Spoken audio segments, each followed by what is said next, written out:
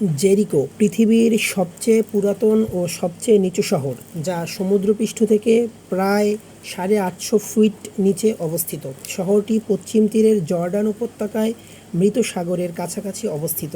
এর উষ্ণ মরু আবহাওয়া ও প্রাকৃতিক জলাধার এই অঞ্চলকে প্রাচীন কাল থেকেই কৃষিকাজ ও বাণিজ্যের কেন্দ্র হিসেবে গড়ে তুলেছে।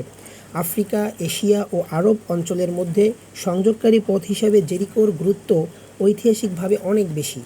আনুমানিক 12,500 থেকে 10,000 খ্রিস্টপূর্বাব্দের দিকে এখানে প্রথম মানব বসতি গড়ে ওঠে। বাইবেলের তথ্য অনুসারে 1400 খ্রিস্টাব্দে ইসরায়েল সাম্রাজ্যের রাজা যোশুয়া জর্ডান নদী অতিক্রম করে কেনান অঞ্চলে প্রবেশ করে। এরা জেরিকোর প্রতিরক্ষা দেয়াল ধ্বংস করে জেরিকো দখল করে নেয়। এরপরে রোমান শাসনামলে মার্ক অ্যান্টনি তার প্রিয়তমা ক্লিওপিট্রাকে জেরিকো শহরটি উপহার হিসাবে প্রদান করেছিলেন।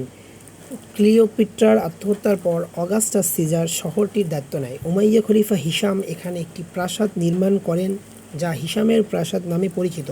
এরপর নানা গোষ্ঠীর হাতবদল হয়। 1948 সালে জেরিকো জর্ডানের অন্তর্ভুক্ত হয়। এরপর 1967 সাল পর্যন্ত শহরটি জর্ডানের অধীনে ছিল। 1967 সালে শহরটি ইসরায়েল দখল করে নেয়।